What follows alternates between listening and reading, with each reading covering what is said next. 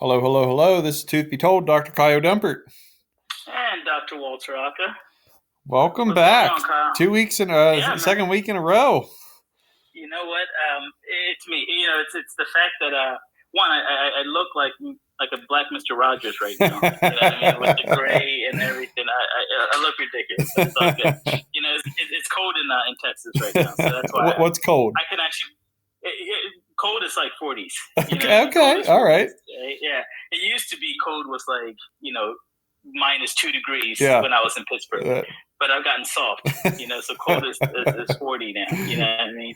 But no, you know what? It's actually kind of cool. You and I were basically just kind of talking before we started recording, and we were talking about what's actually going on in dentistry. Yep. And I'm not sure about you, Kyle, but I'm noticing a lot of issues when it comes to hiring assistants, hiring hygienists, keeping assistants, keeping hygienists. Yep.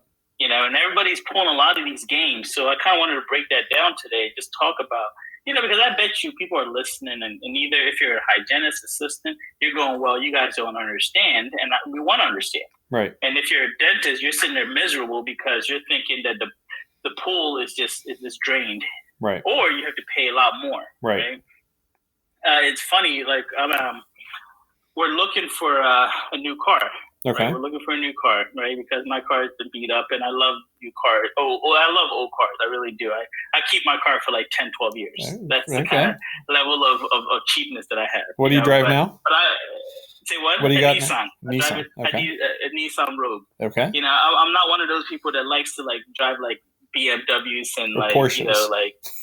Porsches, and I can't do it. I just can't bring myself to go into a lot and say I'm gonna spend that much money, and then all of a sudden, the second I pull out, my investment dropped like 20%. Right. And I haven't done anything. Right. Yeah, I mean, I can't even enjoy it. I'm not single. What the hell do I need a Porsche for? Right. Right. My wife is not impressed. But no, it's actually, you can see where inflation, you can see where cost is happening. Right. In everything, right? Yep. From food to houses to cars to whatever we're dealing with right now, we know that price is going up. Right. But the funny thing is, the only thing that matters to us is assistance, dental materials. Right. Right. What else? Front office. Right. Hygienists. Everything is going up from our end. Right. Except for one thing. And Kyle, you know the one thing that I'm talking about. Dental insurance. Dental insurance, a reimbursement for dental insurance. That's right. Going up. That's right. This is going to be fun. This is going to be fun talking about this. It's been a while, so Kyle needs to get all his anger out. But let's just start from the beginning, right? I know for sure the offices that I go to, the doctors that I talk to, they all say the same thing. I can't get an assistant to stay. I can't get good assistants.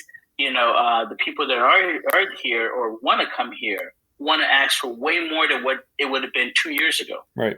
Right. I'm not sure what the average assistant gets paid now. Okay.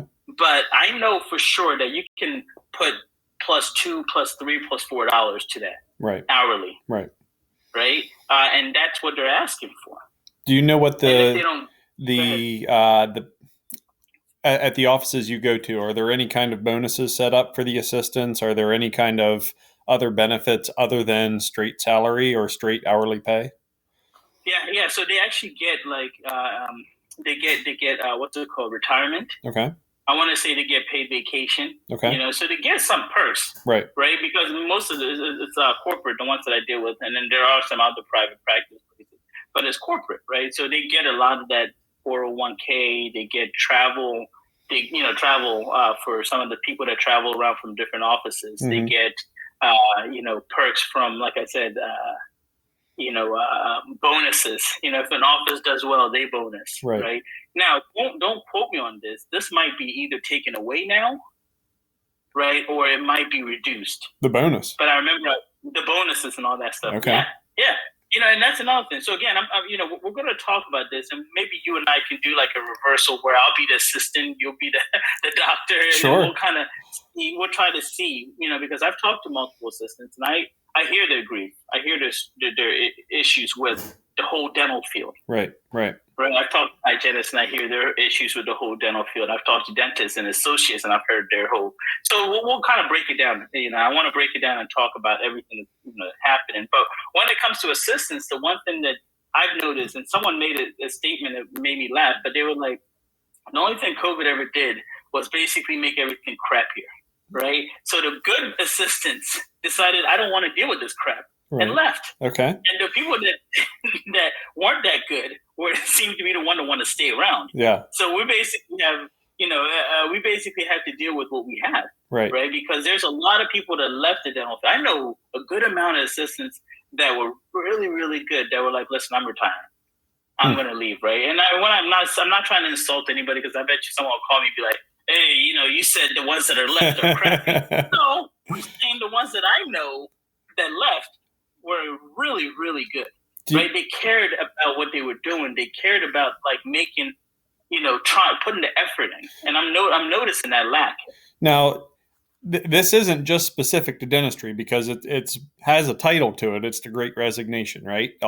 There's been like however many millions of people have quit their jobs, and I'm still trying to wrap my head around, what are all these people doing if they're quitting their jobs? How are they survive? Are they all just making their own business at home where they're becoming self-employed? What, or are they switching industry, or what are they doing to support that same lifestyle that they had before? They're switching industries, man. Okay. Some people are just switching out of dentistry, period. I know a hygienist that decided, nope, I'm going to become an accountant. And I was like, wow. Okay, cool. Right. Okay. And that's so quite the shift. Her back was hurting, her wrist was hurting. So there are different factors to it. Right. But people are leaving dentistry and going to do something else. Okay. Or they're just starting their own business, because now everybody can make stuff at home, can sell stuff online, and so forth. And I'll be honest with you, man. Like, I don't blame them. Yeah, I don't blame them. Yeah. I personally believe. I heard Howard Ferran. That's a name drop. Howard Ferran made a comment, and he was basically saying that dentistry needs to be more flexible to these assistants and hygienists and stuff, right? Because dentists will expect their team to show up at like 7:30, and then they're showing up at like 8:30 because they had to drop off their kids. Well, guess what? Your team has kids that they have to drop off. Right. So the first question I have is, are we not flexible enough, right? We have, and my brothers, they work from home. Right. They work from home. Their jobs allows them to work from home. I know dentists cannot allow, we cannot work from home. Right. But maybe our front office people who don't need to be there, maybe they're the ones that only deal with insurance. Maybe they can work from home. Right. Yeah, I've heard of dental offices that are setting up a little tablet up front, and when somebody comes in, they're talking to your live receptionist, but she's on a tablet at her house and she's not even in the office. Right. So there are ways that our offices are trying to navigate this, but no, it's healthcare is not one of those things that we can work remotely from. Right. No, but what can we do? Let's try to brainstorm. What can we do to make sure that the people that are with us feel that they have the flexibility to do different things? And are we just kind of opening Pandora's box if we allow them to show up anytime we want? Hey, I had to drop off my kid. Right.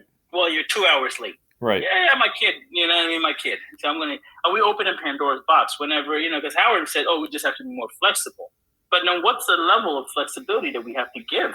Well, are we just going to end up opening Pandora's box and just making it worse? As far as flexibility, we have to have people in the office, right? We have to have assistants, we have to have hygienists, and to have that flexibility where Susie doesn't have to come in till 10 o'clock when we open at 7 o'clock, then we might have to hire more staff. And Susie might not get her full-time benefits now. She might only go down to part-time because that's the only hours that really work for her. But I think it's with the current employment. It's an employees market, so they can really kind of put out there, this is what I want. If not, there's 15 other businesses that are looking to hire me.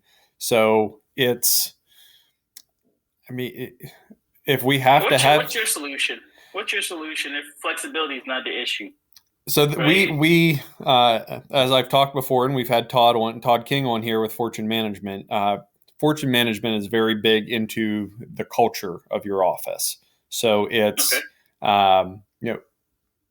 I don't know if you've worked for jobs strictly for money, but there are jobs that I've worked where Yes. you can make a lot of money, but it's just absolutely miserable being there. And there are some I dentists used that to, I do used that. to I used to work at Kmart, so I get Okay. it. Yeah. You Okay. know, when I was a They're a kid, big when payer, I was huh? a teenager, it was that was my first job. I hated every second of it. Okay. You know what I mean? But I got paid, Right. and at that time I was like, I'm finally making money, Right. right? Right. And it allowed me to basically have a little bit of freedom to buy some stuff that I wanted to buy. And at Sure. the time, Yeah. FUBU was big, Oh yeah. right? FUBU was big, so I bought this gold FUBU jacket. Yeah. And I felt like I was killing it. I Yeah. felt like I was killing it. So yes, that was the one time I will say that I worked strictly for money. I hated that job. So there's a Yeah, lot of dental practices that are just miserable to work for certain dentists or certain yeah, staff, and they have to pay their staff well above the going market rate because that's how they get employees in the door.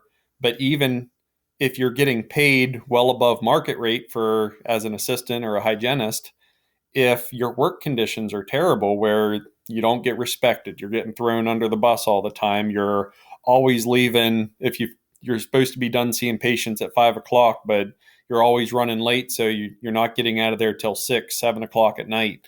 All of those things um, make the money not worth it to some people. So if you're not there strictly for money, then you're there because you like the environment, you like what you do as a profession.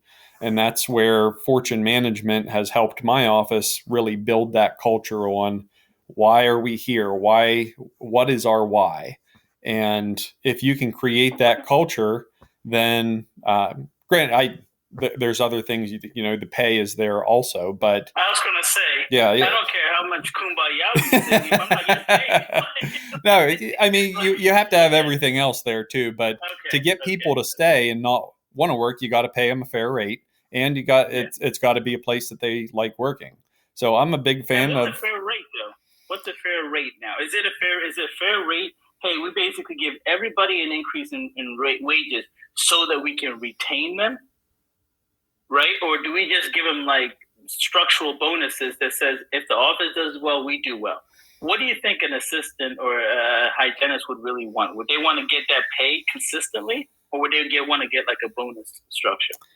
I think there's a certain portion of the population that wants that guaranteed pay no matter what. Um, I mean, that's a lot of people. but yeah, right. I know that's me. I I want consistency in my life. Right. And there's a other portion of the population that are very driven, motivated, and are commission based salesmen or commission based people. I'm talking outside of dentistry right now, but commission based, the harder I work, the better job I do, the more value I bring to this company, the more sales that I get for them, the higher my take home pay is going to be. And Okay. I don't think that's a problem in dentistry because looking at the numbers of what your collections are, if What's not a problem? looking at having that same commission based bonus system in a dental office, So you think that's a good idea? I do. Uh, So you think that that's better than giving somebody an increase in rate? my theory is pay the going rate, whatever that may be, Okay. and on top of that, a bonus system. So you figure Okay. out. So do both. Right. Yeah. As a dental office, our goal is to have, I think, 30% of our overhead as employee wages. So figure out what that going rate is. What I've even had when one of my assistants asked for a raise, I said, I have no idea what the going rate is right now. It's not something I constantly keep my finger on. I said, but and this was probably bad for my local area, but I said, if you do your research, this is how you ask for a raise. You do your research, saying this is the current range that I'm finding what a dental assistant makes in the area, anywhere, from an entry level to top of the line, best of the best. This is what they make. And we can figure out where you are from there. And you tell me what extra value you have bought to the practice. Because just because the earth went around the sun one more time doesn't mean you're entitled to a raise. It's, I can give you more based on the extra value you bring, whether it's you're making my job less stressful, you're gaining new skills that now you can assist with implants where before you were only making temporary crowns or something along those lines. If you're constantly building those skills and being able to do more, but at some point you're going to reach the high end of what somebody makes. A dental assistant is never going to make $150,000 a year. It's just no. Every salary. Maybe yours do. Somebody I bet you there's somebody asking that much. I bet you there's somebody out there asking that much. But you know what I mean? every job has a certain amount where you've reached the max amount for this, outside of inflation or normal things. But after that, if you're dialing in whatever that hourly rate is, I really believe in a bonus system where, look, we're doing very well as an office. This is the kind of minimum I have set. Everything above this minimum that we have collected, I'll give, my bonus system is if we hit this number of collections every month, that's my bare minimum number. Every $1,000 that we collect after that, you get an extra 10 cents per hour worked that month. And who gets that? Is it everybody? The front office that gets that? No, everybody. We're a team, so everybody gets. Hygienists, they have their role in helping to co-diagnose. They have their role in treating perio and keeping their schedules full. Front desk has their role in scheduling my patients, collecting payments, and my assistants and I have our roles in producing dentistry. And some people look at it as you're running this, more as a business, and the more you produce, the more dentistry you do, the higher your collections are. So maybe there's some, maybe you're pushing some extra treatment that might not be needed, or maybe your staff are, so the office can collect more and do better. And I think that's the balance between healthcare and running a business in healthcare. Because as healthcare, we want to do what's best for the patient. As a business, we look at the bottom line. And healthcare we have to put those two together in an ethical way. But I look at collections and how the office is doing. Those numbers are just a report card. This is how well I'm doing. This is, as that number goes up, that just means because I'm comfortable with how I treatment plan and the treatment I do, I look at that as that number goes up, I'm able to. That just shows that I'm helping more people. And do you increase that number yearly? So let's just say last January we did this, so this January we have to increase that. I haven't. That bottom. I haven't. So you just keep it consistent. I keep it consistent. I know there are some consultants out there that will they'll go through and say, we need to, if we're at 30% overhead for employee wages, if we come in at 25%, then everybody splits that 5%, and that's what their bonus is. But as you bring on more staff, then that piece of the pie is getting cut up into a smaller piece. Yeah. But if I'm bringing on extra staff, currently my thought process is I'm not going to punish the staff and raise that, because if I bring somebody else on, that should mean I'm able to produce more dentistry, because otherwise why would I bring somebody else on? I need that person to be able to pay for themselves plus some. Okay. All right, let's switch to hygienists. Yeah. Right. Hygienists are also kind of leaving. Right. Very, very much. I mean, if they're not trying to, from what I know, and tell me if I'm wrong, but a lot of hygienists are now basically saying, I want to do temping job. I want to be a temp. Right. Right. Because you get to control where you go. Right. You get to see different places. You get to get more money because you're paying a temp hygienist way more than you would a hygienist in-house. Right. Because it's a temporary situation, hopefully. Right.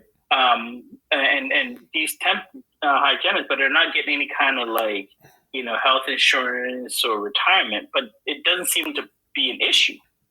They seem to kind of enjoy the fact that they get to go to whatever office. They like the offices because it's variety, and they're in control. Let's just be honest. I think it comes down to being in control. Right. So how do we make sure that we change this culture that we've developed, where hygienists now are very much of a seasonal situation. I was listening to a podcast, and they were talking about traveling nurses being more. I was going to say that nursing is it's big in nursing also. Yeah, a lot of nurses have now started traveling because they make more, because they get to control where they go, they get to control their hours, their days, and so forth. Right. And so some nurses that have been in the same hospital for God knows how long are now trying to travel because one, they're like, wait a minute, this person just came in, gets paid way more than I do. Right. When I could just travel, maybe go down 30 minutes away, an hour away, and get paid way more. Right. So everybody, I mean, the whole consensus is everybody wants to get paid more. They want to be able to control their career. Right. So how do we get people to want to be in that old school model where you saw the same hygienist for like 30 years? Right. Because now people are seeing different hygienists, and patients are sooner or later going to say, this is not worth it. Right. Because the one thing that I used to enjoy was I used to come and see the same hygienist. Right. Now I'm not seeing that. Right. So that connection is not there. Right. And that's going to affect the bottom line of every office. Right.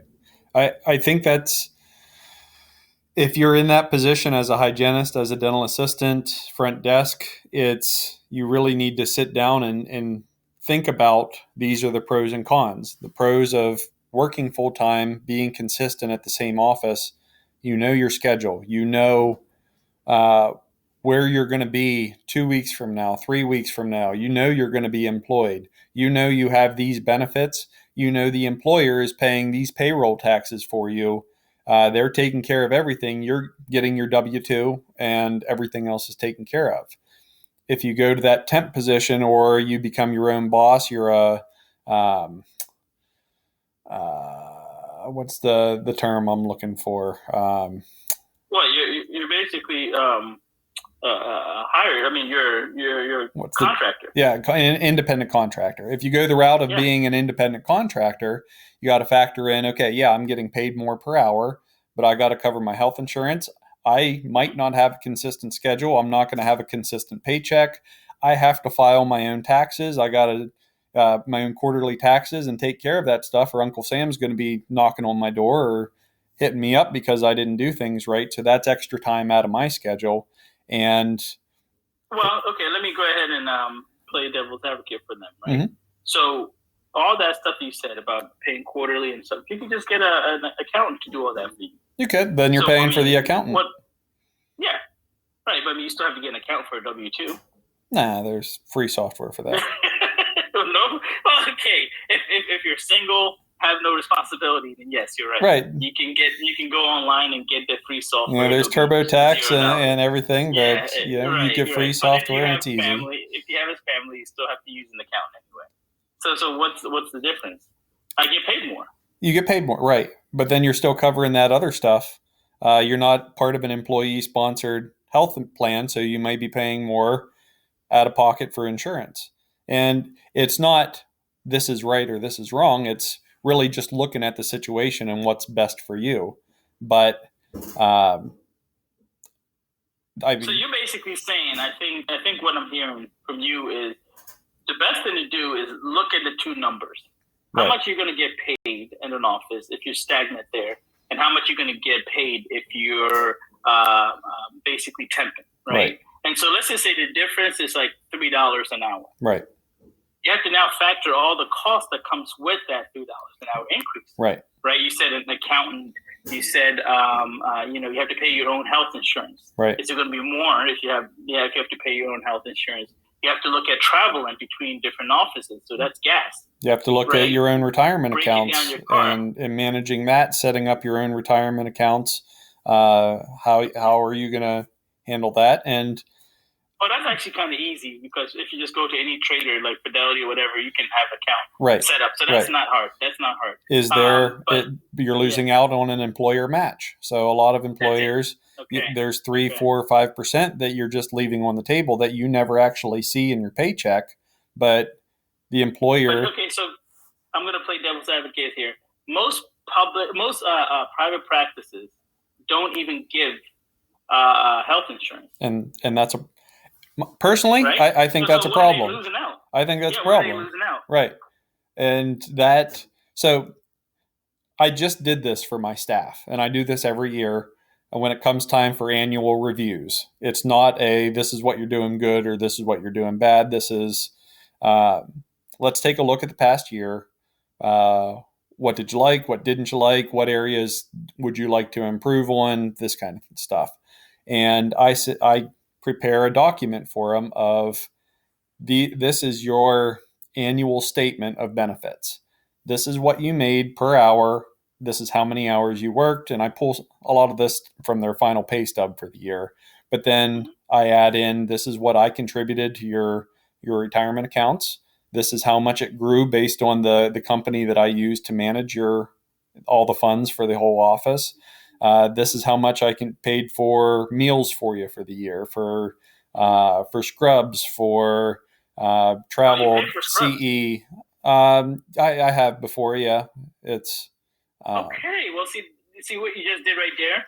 You basically now you subsidize certain things that maybe a hygienist would have to pay for. Right. Scrubs. Maybe you pay for CE. Right. Like again, I hope the dentists are listening to say you don't necessarily always have to give somebody an increase in a paycheck. Right. You know, maybe you take some of the burden off of them. Like, hey guys, we'll have I'll buy all the scrubs for the whole office. Right.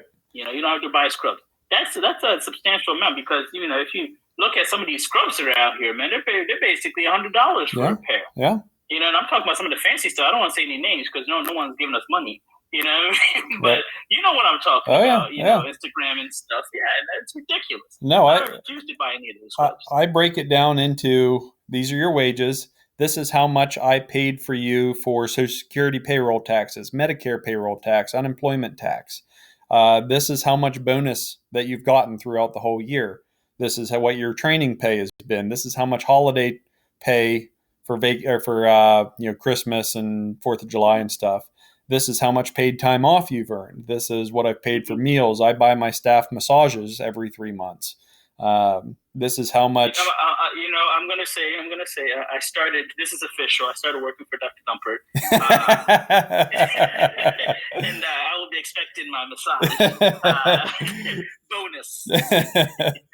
But you break it all down and say, this is you as you see make this much per hour. But after you add in all this extra stuff that I pay for, this is what your actual hourly rate is. And on top of that, all the extra taxes, if you look at, say you went from $15 to after bonuses and all this other stuff that you're benefiting from, you're now at $25 an hour. Put on top of that an extra $3 an hour that I'm paying for all of your employment taxes, that if you were to go work for yourself, that wouldn't be covered. You'd be covering that. And then the added value of the information you're getting from continuing education classes that I'm paying for. I'm paying you to attend, but you're getting the value of that knowledge that you take wherever you go. You get the value of the dental services that I'm providing for you and your family that aren't charged. I keep track of all of that stuff, and I print it out for them in a document every year and say, this is what you're actually costing me per hour. This is the benefit you're getting per hour, and this is what I expect you to bring as value to me. Okay. Otherwise, we got to work something else out here, because if you're costing me $50 an hour of value, and as a hygienist, insurance reimbursement is only paying $30 an hour or $30 for a prophy, you either as an owner have to reevaluate these insurance contracts, because as we mentioned, we're not getting any more money from dental insurance companies. They're not giving us a 7 to 10% inflation raise every year. So as an owner, you got to look, well, maybe I need to start eliminating some of these insurance contracts because I'm losing money keeping this hygienist here. Okay. Well, okay. Let's break that. Let's talk about another thing that hygienists have kind of complained about was the amount of time they are allotted to do their job. Mm-hmm. Right. If a patient needs SRPs, And some hygienists are like, well, the office is giving me an hour to do, I don't know, we'll say one quadrant, or no, one half of the mouth. Right. Right. We'll just say, I think it might be more, it might actually be shorter with some of the places that I know. Right. But these hygienists are saying, I need more time to do a proper job. Right. Right. And doctors usually respond by, well, let's look at the numbers. Right. Right. If you're getting paid a certain amount for the SRP, and I give you more than an hour, we're actually end up losing money. Right. But now, how do you balance that, where hygienists feel like they need to give them more time, and how do you balance that with running a business? That's a hard question. It is. It's an honest question that the hygienist needs to ask herself, as far as, I have to have my expectations in a way that, why would he pay for me to be here and lose money? That doesn't make any sense. If you want to ask for a raise, the way you do it is you show the value. This is how much I'm bringing to your practice, not it's all about me, because any boss that you ask for anything, if it's the employee saying, what about me? What about me? What about me? The boss's job is to look after the business, because if the business isn't doing good, nobody has a job. There is no me. Right. There's no us. There's no you. There's no anybody, because we're out of business. Yeah. And the boss has to look at the insurance contracts, or what income is coming in from that procedure, and figure out a way to either get higher reimbursement, go out of network, or maybe you're not able to offer that procedure. If you're working at a Medicaid clinic, maybe you should be referring all of that stuff out to a periodontist or someone else if you're losing money on it. I have a solution. I actually thought about that, because a hygienist brought that up to my attention, and I thought about it for a while. I like to ponder. I like to, kind of meditate on all the stuff that everybody asks me, because, I want to give wisdom, like I've been doing for years. They call me Walter the Wisdom. It's weird. But, you earn those gray hairs in your goatee.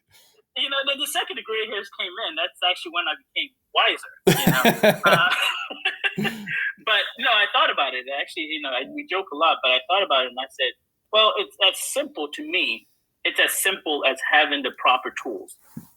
Right? Right. If a hygienist is going in there and they're doing the same procedure and it's taking them forever, you might want to reevaluate and look at your tools and say, hey, are your scalers sharp enough? Right. Because if they're not sharp enough, you're going to be going to the same spot. Right. You're going to be working and working and working. You're going to be making more strokes and doing more than you need to, right. Working harder than you have to. Right. Right. If you're a cook, or if you're a chef, and you have dull instruments, your knives are dull, you're not going to make proper cuts. You're not going to do anything in a more efficient manner. Right. You're going to be slower. Right. So I think as doctors, this is the thing that you should really do.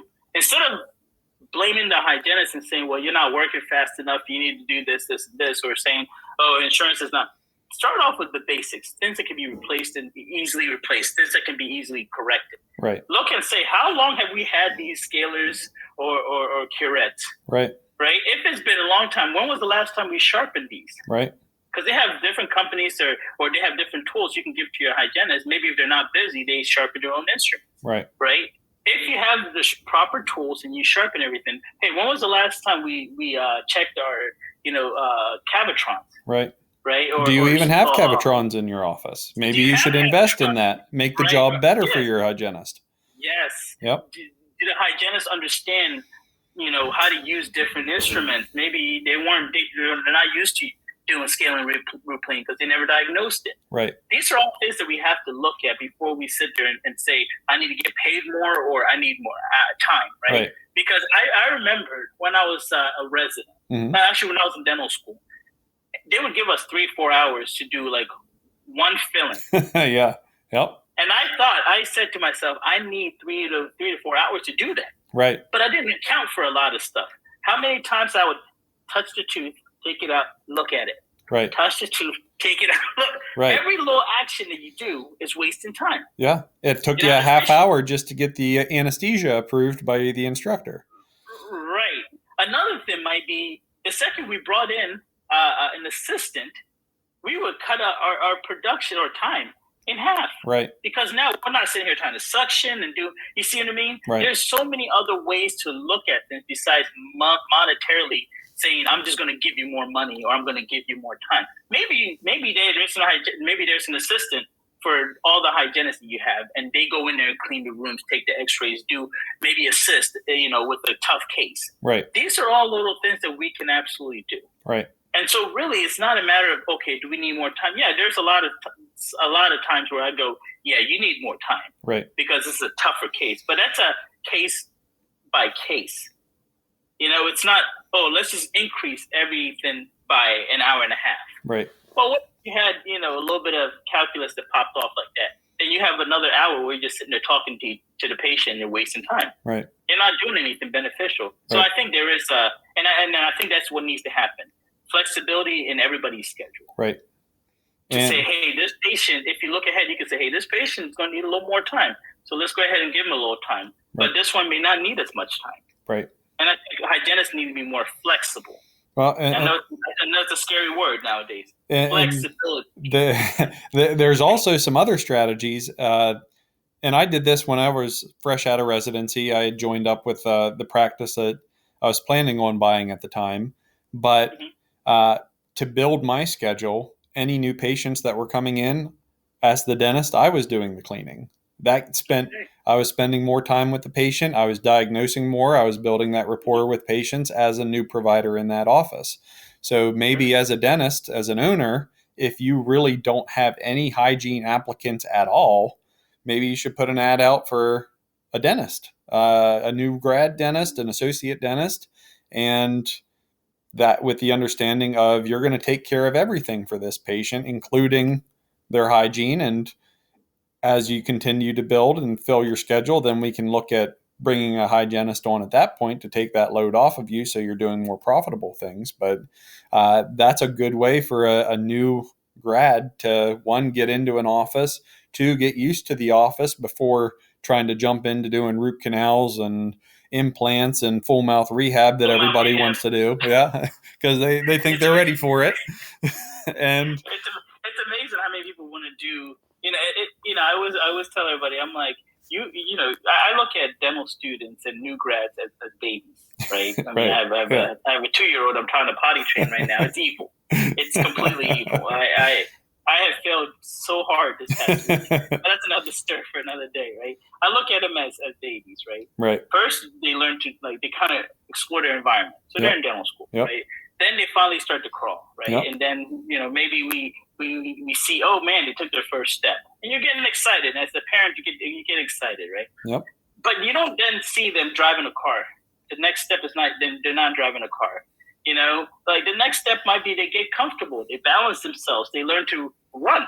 Right. Right. But these new grads want to drive cars. Yeah. And they have yet to learn how to run. Yeah. They want to drive Porsche, but yet have learned how to. You don't even know occlusion. Right. But yet you want to do full mouth rehab. Yep. That involves more technical skills than you have. Yep. You can't even do a crown prep in an hour, but yet you want to do a full mouth rehab. Right. And it bothers me. I think we have to put everything in perspective and be patient. Right. Everybody wants something today when they need time. Yep. Right. So that transition goes to the issue with the issues with associates. Mm-hmm. What I'm noticing is the associate comes in, hey, Dr. Dumpert, I'm so excited to work with your office, man. You're a great guy. I've heard so many good things about you. They're buttering you up, right? Yep. And you know what? You're the best. You're the best part of that podcast. They're buttering you. They're lying. And they're saying all the right stuff. And so then you basically say, you know what? I want this kid. I want this guy or girl to be on my team. Right. So you get excited as an owner and you sign them up. 6 months later, it's I'm not making as much, and so they've come back to you now. Yep. Mind you, the one factor that's changed is now they're not on a guarantee. Right. And I'm noticing that after their guarantee comes up or runs out, then all of a sudden I'm not happy. This is not right for me. This is not the fit. Blah blah blah blah blah. I'm not sure if you've noticed or heard anybody. But seems to be the trend. And then they go to another office. Yep. And the same cycle happens over and over and over again. So the question is, how do we keep associates in the office that they're at? How do we keep them happy? how do we make sure that they're going to stay? Because every time we get a new associate, that's about what I think the ADA said, what, $150,000? Yeah. That you basically have to account for, right? Because now you have to train them again. You have to get them accustomed. You have to build them up, ramp them up again, right? With new patients. So, how do we keep the people that we have? It's a good question, and I think it comes down to the culture. If they like being there, and you treat them right as an employer, then I mean, they talk about. But what about the fact that they have student loans? Right? What about the fact that they're not making any money? Because a lot of their argument is, listen, I'm just not making any money. Yeah. I thought I was going to be making money, but I'm not. I've been there. So whose fault is it? Been there. Right. Whose fault is it? I jumped around from office to office for years. And why did you do that? It was, part of it was money. The other part, I was at one office, I was making good money, and I was happy there.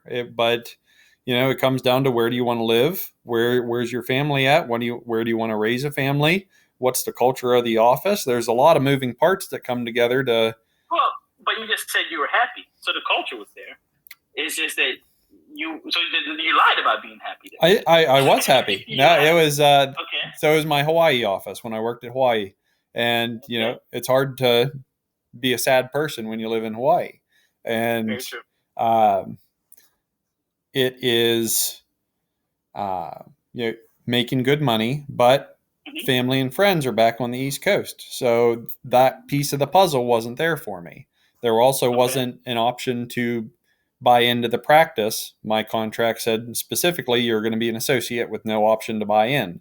So if you want to keep an associate at your office, you got to have the option that they can buy into that business. And if they eventually want to become a partner or an owner of it, that option has to be there. And once they buy into it, then they're not going to leave. Well, buy in at what price? When they first got there, or after they ramped it up and your office is doing? So was it when your office was doing, let's just say, $500,000, or when it's doing $2 million? Right. Like when that's a big difference. And so that's a conversation that has to happen. Right. So there's no there's no bad blood there whenever it comes time to buy in. You should have already had that conversation whenever you got to the practice and have that all figured out already. Okay. I personally hope that people get a hold of us and kind of speak from a new associate point of view, because I'm very curious to know why people keep jumping from one place to another. I have yet to see anybody really stay stagnant and say, I'm happy here, I'm going to stay here. I really see more of let me just go from office to office, location to location. I'm seeing a lot more of that. And that's just not sustainable in dentistry. And then on top of that, if I'm the fourth or fifth location, I'm going to be kind of like, one eye, like looking and going, what makes me that special to think that this person is going to stay here for the long term? Right. I'm going to invest in you. I might even pay for CEs. So why would I do that if I know you're going to be here for a year? Right. So as an associate, you have to kind of start looking and saying, is what I'm doing in the long term beneficial for me? Right. And as an associate, if you're doing that, based on my own experience, it was actually very beneficial to me. I can't say it was beneficial to the patients. It gave me an overinflated ego because I never got to see my failures. I was only at a place for 1 year. I didn't have to manage my own failures, right? Yeah. I said everything I did was gold. It was wonderful. But you start to get humbled real quick at year 2, year 3, year 4. Once you start to see some of this stuff needing to be redone, then you really start to learn how good you are as a dentist. And that's actually called geographic success. Yep. When you're out there long enough to actually see the people coming back and going, hey, remember that crown or that implant or whatever that you placed in my mouth? You know? And it's actually very humbling. And I'll speak for myself. Like there's a lot of things that I've done differently after I've seen my failures. And there's some stuff I've done differently after I've seen what other people have done that caused my failures. Right. Yep. And so I think the one thing you got to do, look in the mirror and be able to analyze that. But what advice would you give to associates I mean, because I feel like right now dentistry, and tell me if you feel this way. I know you're big on the whole culture thing, but the whole culture of dentistry, period, right? I feel like people are not as excited about dentistry as they used to be. Are you I feel talking? like it's become, I'm talking about just I mean, dentistry in general. Like, owners don't seem to be as happy. Associates don't seem to be as happy. Assistants don't seem to be as happy. And I know that COVID really, I mean, messed it up, but was it something that COVID sped up? Right. And dentistry was getting to this point where people were just not happy to be dentists, not happy to be assistants, not happy to be hygienists. So, uh, you know of Steve Harvey, right? I know Steve Harvey. Okay, so I Yes. just I Him just and I saw. have the same barber. So I just showed this video to my staff. Okay. He was saying you have to change your mentality. People wake up and they say, I got to go to work. I got to pick my kids up from school. I got to pay my or do all this stuff. Just change that one word to I get to wake up this morning. I get to go to work. I get to pick up my kids and spend time with them. Change that whole perception. As far as COVID, I think COVID was the best thing that happened to dentistry. I have seen Break it nothing down but because good from. you said something that's crazy.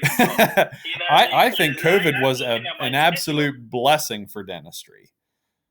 Go ahead, break that down, man. Because we just created a whole little new podcast right here. Go ahead, break that down. So how the heck was COVID beneficial for dentists? We lost 2 months. Yeah. Right? We have patients that are calling out sick because they can't come to their appointments because they're sick with COVID. Right. We've lost patients because of death in COVID. Right. So please tell me, Kyle. There's a silver lining in everything, Walter. There's the. I'm going to change that. You had to deal with COVID too. I get to deal with COVID. So break it down, please. So one, all the government money that was pushed into the economy, we're paying for it now with inflation, but regardless, people ended up with more money in their pocket. So COVID also made people start to think, I need to start taking better care of myself. Everything's connected. And at least in my area, I saw people with a more willing attitude to deal with things like gum disease and cavities and taking better care of themselves, taking better care of their mouth. I've seen the stress that people have gone through with COVID. This isn't really a benefit to the patient or it's a financial benefit to the dentist, but taking pictures of people's mouths and saying, look at these cracks in your teeth. They weren't there a year ago. They weren't there 2 years ago. This, emergency patients coming in with broken teeth and needing treatment done. It has created more treatment. There became a backlog of treatment from not being open for 2.5 months. So with more willingness to take care of themselves, more money in their pocket because of stimulus money, and more treatment that needed to be done, plus throw on top of that insurance companies where there is a big trend right now for a lot of dentists going out of network with most, if not all, insurance companies and reaching out to the insurance companies saying, look, depending on what area you're in my area, I said, there are 5 dentists in my area. I know this one went out of network completely. I have 1,000 of your patients that I still want to be able to treat. Are you willing to negotiate with me as far as fees go? And a lot of them have been willing to negotiate where in the past they haven't, because they need that dentist in the area. So you're getting higher reimbursements in that regard. And if you do see a high percentage of cash patients in your practice, with inflation happening right now is the best time to raise your fees, because people understand that fees are going up everywhere and you're not getting crucified as much by the patients for higher fees. So all of those things I think have benefited dentistry. Plus, it gave us 2.5 months of time out of the office where we got to relax a little bit and take care of ourselves too. if you were financially able to do that, you got to understand. Because I know some people that were sweating bullets, man, for those 2 months. Yeah. How am I going to survive that boat I just bought in the backyard? Right. Those first world problems that we create for ourselves. Exactly. So let me try to sum this up. So you're basically saying that COVID, if you look at it from another point of view, was beneficial because it allowed people to understand and take care of themselves. Right. It allowed people to basically look at the problems within and say, okay, well, I've been stressed, and that's why I'm breaking some of these teeth, and I need to get them fixed. Right. Right. And so you created more dental opportunities for dentists. Yeah. It allowed you to basically, now that we have inflation, allow you to raise your rate and also be able to negotiate with insurance. Right. For higher rates, because you're like, hey, I can take care of these patients. I'm available to take care of them. And on top of that, patients want to come to my office. Right. Yeah. Right. Okay. So with that all being said, how do we account for the fact that there's less production happening because of the fact that patients are calling off and stuff? Because now, if I have a cold, the first thing I think of is COVID. Right.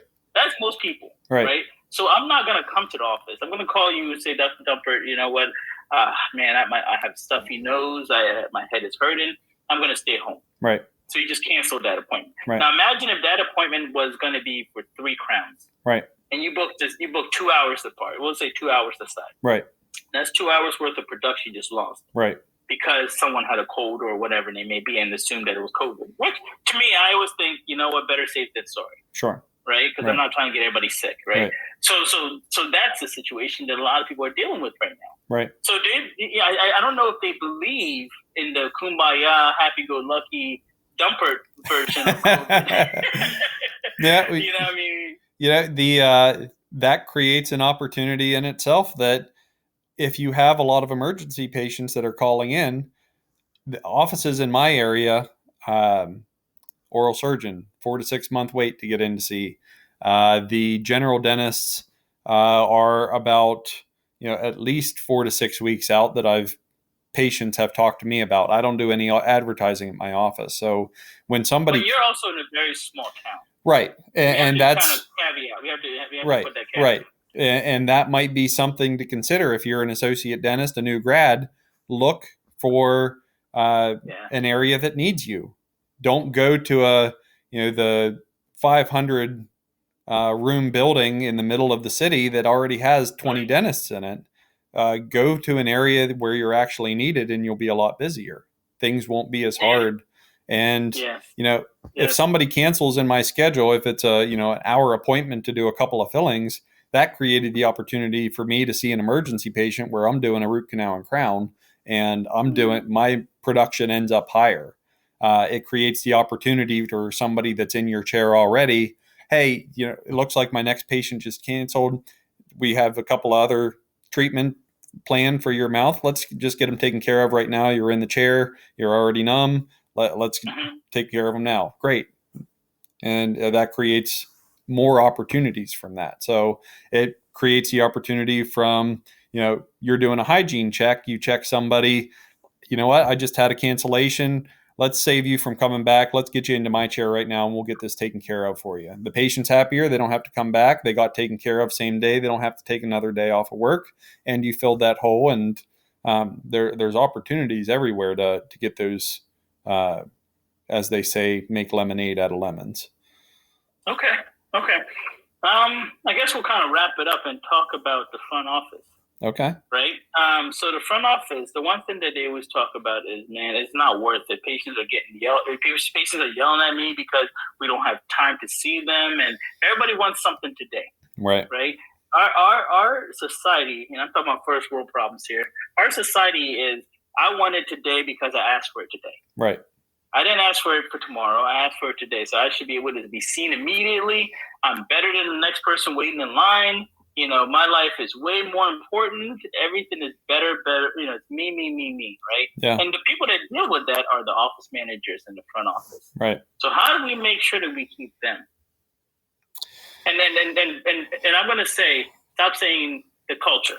See, So I was hoping you weren't going to ask me about this because I got nothing.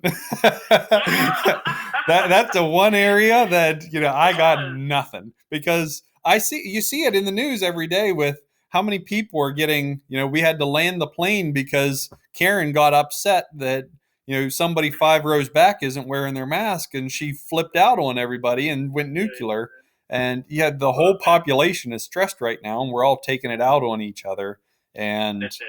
there has been a loss of human decency, where decent to your fellow human being. So no, the front desk, they take a lot of abuse from nasty patients. And as the owner, if you're an owner, you stand behind your employees and set that standard that that kind of behavior doesn't fly here. If you're going to be mean to my staff, you're not going to be a patient here anymore. I think you kind of said the answer without knowing this, right? Culture. But I feel like that's culture. That's believing in your staff and backing your staff. That is somewhat culture. You're right. No, but I personally, what you said is actually true, right? I get a lot of feedback that basically says, I don't feel appreciated. Right. I don't feel appreciated. I'm doing a lot. I'm trying to take care of so many different things, right? They wear so many different hats, right? They're in charge of making sure every patient's happy, getting their money reimbursed, collecting, dealing with insurance, going to talk about treatment planning. I think after a while we got to just sit there and say, man, we need to find a way to make sure that they feel appreciated. And feeling appreciated comes with a lot of things, right? It comes with just basically, hey, take this and just go take your family out for dinner or something on me. Yep. Or, hey, you know what? You've worked really hard. You deserve a bonus of some sort because you've kept this whole office together. That's an office manager. Right. Or the front office, the front people that pick up the phone. Hey, you know what? That Mr. Smith, how dare they talk to you like that? That's not right. You know what? We're going to get rid of Mr. Smith. Something that says that I'm hearing you and I'm listening to what you're saying. And it's not just the back versus the front. Because I feel like there's a lot of culture in dental offices that basically pin the back against the front. Oh, yeah. Well, why would you schedule this for an hour where we need an hour and a half? And the front's like, well, I just needed to put this patient in because they're talking about, hey, I need to get in, and it's an emergency, Right. So I think this whole back and forth needs to just be canceled out, and it needs to be word team. Right. If you're in the back and you have time, go help the front. Right. Go up there and ask them, hey, what can I do? Right. What can I, instead of TikToking or doing all this extra stuff that people do, I don't even know what the young kids these days. I don't know. I sound like an old man, but I don't even know what they TikTok a lot. I feel like everything's TikTok, right? But go up front and ask, hey, what can I do to help, guys? Right. I mean, maybe I just need to, I don't know, call a few patients or pick up the phone. Yeah. Something that just shows that we appreciate them. And I think for the front, it really is just as simple as just appreciation. Right. I'm not saying that's not how it is for everybody. Everybody needs to feel appreciated, right? I remember a front office lady told me one time, she was like, when I was an assistant, I would get stuff thrown at me. And I'm like, what?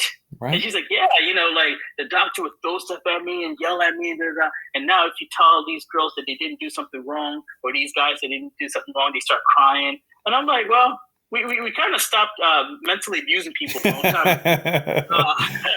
But I get what you're saying, right? Yeah. Like, we had to deal with a little more. Right now, everybody feels. I always say that, and I'm probably going to get canceled or something, but I feel like everybody's getting soft. Yeah. Right? Oh yeah, definitely. Like everybody's getting soft, right? Yeah. But again, I think we have to also shift with the culture. Even as grumpy as we are, Kyle, we have to shift with the culture and say, okay, you know what, guys, I appreciate the work you're doing. Right. You're doing the work. Yeah. I'm not going to tell you you're doing great when you suck.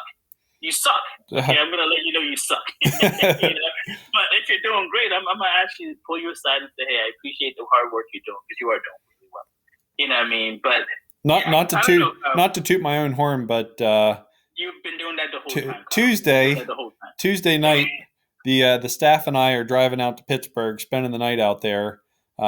Wednesday morning, we're all getting on a plane, flying to Florida. So the 4 days in Florida at the beach is their reward for a job well done this past year, because it's been rough on everybody. So it comes down to treating your staff right, communicating amongst all staff members, communicating effectively with each other, and realizing that we can't affect other people's lives as well individually. We're a Mm-hmm. team. We all need to work together as a team, and we can touch a whole lot more people if we do it together instead of, setting up a hierarchy at the office, or I'm better than you and I don't do that. That's not my job. It's, we're all here to help each other out. That's, Right. and just Yeah. keep that in the back of your mind. But honestly, I'm going to say, we have to be careful now. You said touch patient. You don't want to touch patient. Cancel that. We're connected with people. Connected, yeah. Anybody. We're not touching them together. We're just connected with people. Okay, so I got to put that out there. I don't want anybody to sit You must be that magic kind of dentist that doesn't have to touch people. Listen, you got to be careful what you say now. You know what I mean? Just can't touch them in the wrong place. Exactly. That's awesome. I really think that's the key. I will say that one thing that I've learned is when dentists succeed, their team needs to understand that they succeeded too. Right. And if it's monetary, so be it. Right. Stop being cheap ass right. and start giving people. If you're doing well, if you are sitting here as a dentist and you're driving, a Porsche and Lamborghini and all that stuff, your assistants are looking and saying, "Well, how come I haven't gotten a raise?" Right. But yeah, you're coming into the office with a Lambo. Right. You know what I mean? Yeah. So they're gonna feel some kind of way. I feel like the one thing that anybody can do, COVID or no COVID, is to basically spread the wealth. Absolutely. Right? Make sure that everybody gets to feel that, listen, we all succeeded. You guys worked hard. It wasn't just me. Yep. You know what I mean? It was everybody. I think there was a CEO that basically said, I'm going to take a pay cut so that the rest of my company can actually get an increase in pay. It was like a few years ago, right? Yeah. Now that looks like, wow, that's normal. But I mean, at that time it was like, wow, this guy actually considered his whole entire team as a part of himself and said, if I'm doing well, you need to do well. Yeah. And that's something that I think dentists, we need to stop being selfish and greedy and stop thinking about the bottom line and saying, hey, we did well this year, guys. Or if we're struggling, we need to let everybody know, hey, we're not doing as well, guys. And let me show you. Right. Right. Being able to, because you always talk about how we're a family. Families talk about finance. Right. So I think the best thing to do is say, hey, guys, look at the numbers. We're not doing well. Yeah. Right. This is why you haven't gotten an increase in pay. This is why we're not doing business. Right. And 99.9% of people understand that. Right. Hey, Doc, how can we help? Because then we can basically have an environment that's better and so forth. What can we do? Yep. Most people will understand that. And if you don't understand that, you need to leave. Yep. Period. Yep. You need to leave because you're basically toxic to the environment. Yeah. And I think cutting the toxic people out of the environment is also beneficial. Oh, yeah. It makes it better for everybody. No matter how hard it is to replace them, you might just need to say, let me just cut the fat. Let me cut the obesity out of the system. I don't know what to say anymore. I don't know what to say. Don't worry. We don't have any sponsors, so we don't have to worry about making anybody mad. That is true. I don't care anymore. But we joke a lot. But the key is we need to make sure that we look out and we understand that we're benefiting. And I think really what it comes down to is, and I think in the grand scheme of things, people care about being able to take care of their family just as much as you do dentists. Yep. Right? And they care about feeling appreciated just as much as you do dentists. Yep. So you are no different from your assistant, from your hygienist, from your front office. Right. You think you are, but you're not. Right. Right? If you don't feel appreciated, would you want to stay in the job? No. I don't think so. No. If you don't feel appreciated, would you want to stay as an associate? No. I wouldn't want to work for somebody that doesn't appreciate me. Nope. Right?